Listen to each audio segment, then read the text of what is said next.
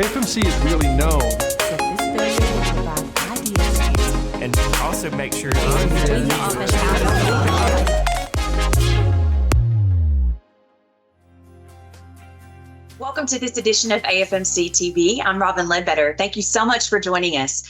And today I have with me Dr. Sheldon Riklon, who holds the Peter O'Cooler MD Endowed Chair in Health Disparities and is an associate professor in the Department of Family and Preventive Medicine.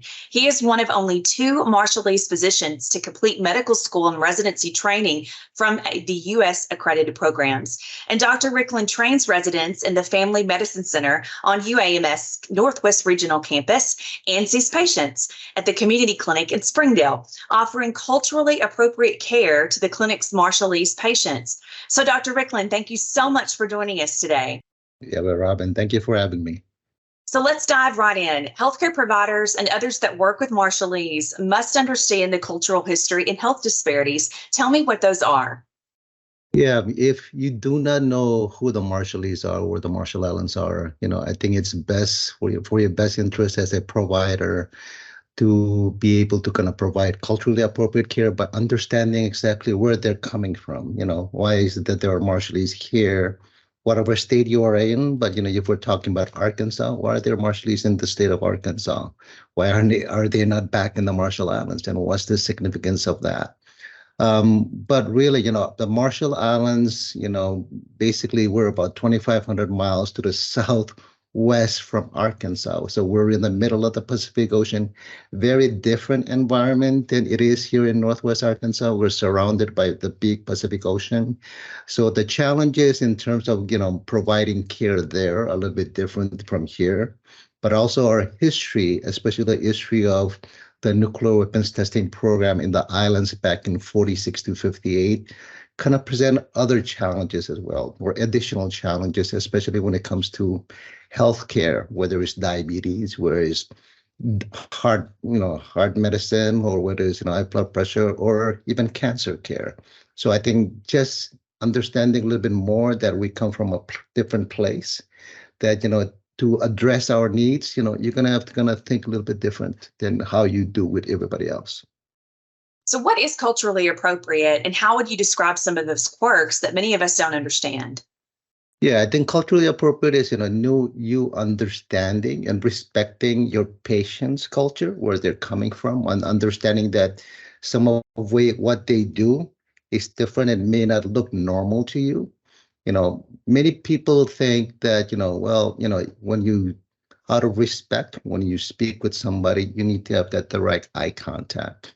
And sometimes there is this misunderstanding that because we're not looking at the provider's eyes all the time, we're always looking down, we're disrespecting them. And actually it's the opposite. Out of respect, we're not looking directly at their eyes, but we're actually looking down out of respect that, you're my provider, you're my doctor, you're my nurse. I'm respecting you by doing that. So that's one example.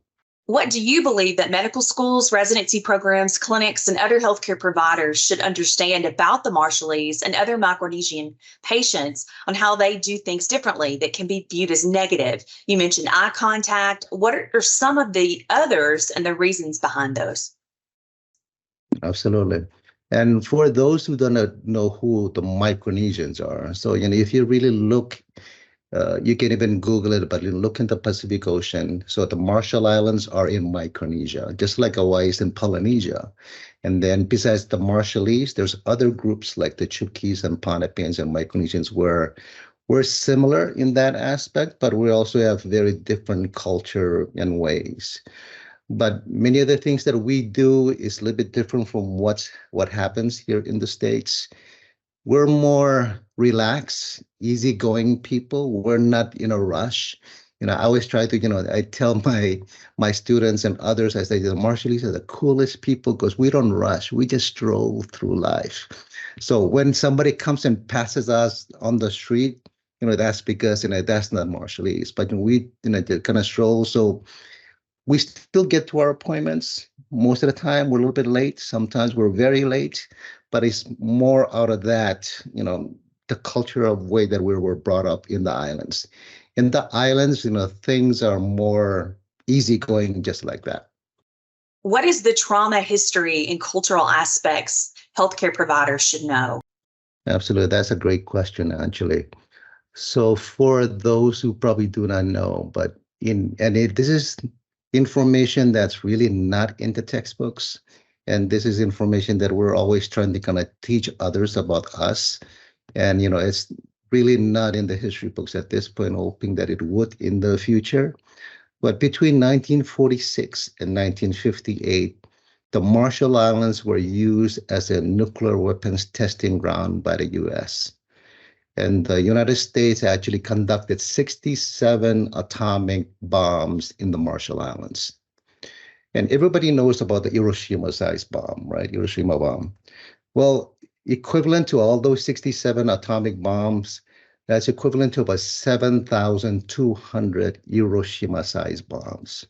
So that's a lot of yield of nuclear weapons. That's equivalent to more than one atomic bomb, Hiroshima-sized bomb, being detonated on a daily basis for 12 years. So you can imagine that. I mean, what kind of destruction that played in the islands. I mean, islands vanished off the face of the earth, but it also contaminated our land, our air, our soil, our fishing grounds. Marshallese, before colonization, were one of the most healthiest people. You would see them and rarely any fat if you look at their old photos. But when you take that away from them and you substitute that with processed canned goods and meats because they're safer, because they're not radioactive, you play into their chronic conditions. But you also still have to kind of deal with the nuclear weapons testing programs, cancers, and all those kind of things that actually came out of the radiation effects in the islands. So you need to kind of understand that, when you address the needs of the Marshallese patients, you also kind of have to kind of look back into what happens with that as well. What are the social determinants of health that affect this community? Pretty much all of them. You talk about housing, we're always, looking into affordable housing, high paying jobs. There's issues when it comes with, education. Our educational system in the islands is not the best. Part of the reason we migrate out of the islands is to seek better educational opportunities, to get better paying jobs, and of course for healthcare, because we don't have as good healthcare structure back in the islands than we can actually get here in the US. And language is a major barrier. Before we started recording, I asked you how to properly pronounce your last name. And I know that I butchered that name in the pronunciation. I'm so sorry. So from pronunciation to understanding the language as a whole, that is a major barrier. What should healthcare providers and community partners do? What could they do to make that better? I mean, anything that has to do with accessing any kind of services, you got to understand it. Not just understand it, but comprehend it and apply it, utilize it the way it should be. But if you don't speak the language, it's really hard because, if I'm trying to get to a healthcare clinic because I'm sick, but I don't speak the language, I'm embarrassed, I'm ashamed, I don't know how to access it. And if they don't have anybody there to help me translate or interpret my language, then I probably wouldn't go there unless I really get sick and I go to the emergency room. I think as providers and any institution that likes to think of themselves as community-based organizations or community organization, whether community hospital or community school, if the Marshallese are part of your community, then their needs should also be addressed. And one of the best things you can do, especially to address the needs of the folks there, is actually hire somebody who's Marshallese. If other Micronesians, hire somebody who's Micronesian. Because, we know that, if we see somebody who's Marshallese who works at the front desk or is answering call, we're more comfortable to come to your place and seek the assistance or resource that we need. So just even having that one person and even hiring more than one, and even attempting to say the name Riklon, even attempting to say something in Marshallese, we accept that because, for us, we know they are not comfortable saying it, but you're doing something to make us feel comfortable. And health insurance is also a barrier. It's tough for all of us to navigate, and much less the Marshallese community. Can you explain how healthcare is provided in the Marshall Islands and how that relates to the challenges faced by the Marshallese community here in the U.S.? Absolutely. And, I think that's also a great question because in the islands, there is really no insurance base. And, so I think, people need to understand that, when we have Marshallese patients or Micronesian patients come to your clinic or hospital, the concept of an insurance is foreign to us. The pandemic is unwinding and presents a lot of challenges for healthcare providers. The clinics, hospitals, and other healthcare institutions seem to be going back to the way that they were pre-COVID in a lot of ways. What does that look like, and why can that be a problem? Yeah, I think, COVID, devastating as was, it had a few silver linings in it, where really before COVID, many of us, Marshallese and Pacific Islanders, were more invisible to others, especially when it comes to healthcare or the needs of resources. COVID really kind of brought us out, where the number of the Marshallese, especially here in Northwest Arkansas, the numbers were just disproportionately more than others when you compare us with other racial and ethnic groups, even if we make a very small percentage of the population. And there is still an ongoing migration of the Marshallese community to the United States. It continues to grow, correct? That is correct. And it's not going away. So the community is growing locally and in other states. So how do you think healthcare providers can help? It definitely is not going away. I was there recently back in April and also last year, and you go to the airports, especially in the Marshall Islands, on Major or the capital city, as they're flying out of there to come to Hawaii and then go to the separate ways. There's always people there, and people are basically leaving to come to the States. Many of them come to Arkansas because we have a large community of Marshallese here. They have many other family members who are here. The cost of living is definitely better than other states. They can have better access to education, health care, and get jobs easier. So they're still coming. Besides Arkansas, Washington State, definitely, and Oregon and California and all, Gwinnett, Oklahoma, there's more and more of us are coming out here. So if you really need to address their needs, it's basically to be culturally cognizant, cultural humility, basically understanding your beliefs and values and how do you address the needs of those who are not like you, who are the Marshallese, and how do you address that? I think if you, with the mindset that you're going to address their needs because they're members of your community, they'll be healthier members of the community if you address their needs, and they'll be even more productive members of the community. And you would find that the community that they are at, if they're healthy, it's going to flourish. And, with the richness of the, bioculture aspect of it, especially with the Marshallese and Micronesians. And you mentioned that it's not just Arkansas. You also mentioned Washington State. So tell me a little bit about programs like Washington State and what's going on in Iowa. They're doing some things that are a little bit different as well that can help address the Marshallese community and help them with healthcare. What are the providers in that area doing to address the needs and the challenges? Yeah, that's a great question. And actually, it's not the first request that we've gotten. And I'm saying I'm talking about Arkansas, UMS, and some of our community-based organizations as well. But, we keep getting requests from different parts of the nation, whether it's from Kings County, Washington, or Storm Lake, Iowa, of all places, or Enid, Oklahoma, Dubuque, and Salina, Ohio. So there's larger communities that are growing on those places. And just like us in Arkansas, they're trying to kind of figure out the needs. How do they address the needs of that growing population?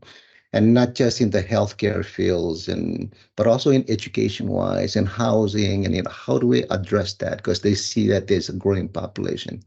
So there's a group that's planning to come and visit Northwest Arkansas at the end of the month, coming from Storm Lake, Iowa, to kind of see what we do in trying to address the needs of our Marshallese community here. and they're going to be visiting UMS, the regional campus, our Office of Community Urban Research, and some of the Marshallese community-based organizations who've been serving the needs of the Marshallese folks, our Marshall Islands Consulate and community clinics. And so they're coming in to kind of see firsthand, how do we address the needs of the Marshallese folks? And hopefully they can adapt it, go back to Storm Lake, Iowa, or wherever they're coming from, any other groups, and basically adapt it to the needs of the folks there and what they can provide, but make it more culturally appropriate, understanding cultural humility in that aspect. We've learned a lot about the Marshallese community just by talking to you today. What are resources? What do they look like? And what are available for healthcare providers that want to learn more, that may need to adapt and grow their practice to help their patients?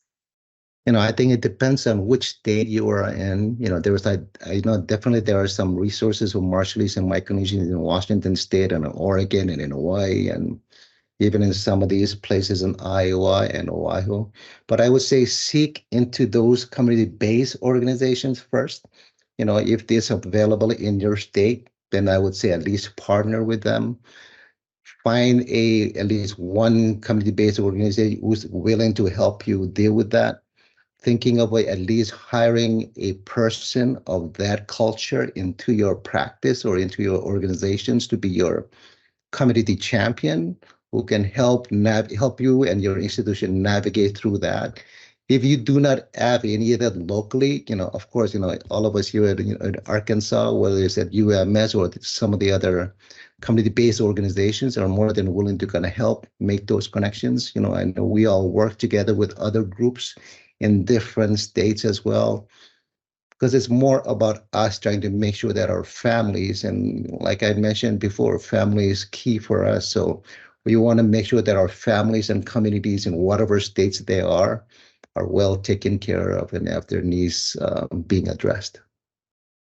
And federally qualified health centers like the Community Clinic in Northwest Arkansas play an important role in addressing the needs of vulnerable communities like the Marshallese. Tell me why and tell me about your work there with the Community Clinic.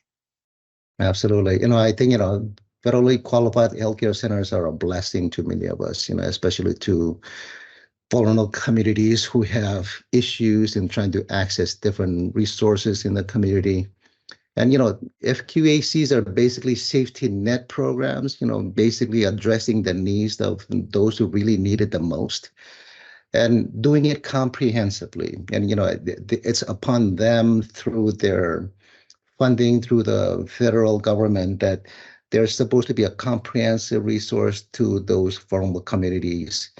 And even if those who do not have any health care or health insurance, they've always been there on a sliding base scale, offer medical, pediatrics, women's health, mental health, dental health. I mean, you name it. They've been trying to kind of work with that. If not, then they collaborate with other local resources in making sure that the needs of the communities that we serve are addressed. And that's what I see here with the Community Clinic in Northwest Arkansas. It's part of the reason that's where I practice my clinical medicine, over at the Community Clinic in Springdale, because that's where I see all my patients. And it's great to see them walk in, and when people walk in, and the waiting room is filled with Marshallese patients talking story and talking in Marshallese, and they're talking to the front desk person who's Marshallese, and they walk back to the exam room with the Marshallese medical assistant.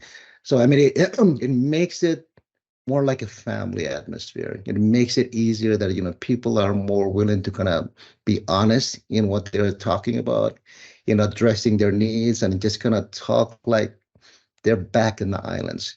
So I think if QACs are a blessing to many of the populations, but at least Community Clinic in Springdale and other parts of Northwest Arkansas, because there's others, they really address the needs of the Marshallese and others who are vulnerable. Well, Dr. Riklon, I've learned so much today, and I'm so appreciative of the advocacy education that you provide to our viewers and across the state, and it reaches so many other homes all the way to Washington and Iowa, across the country.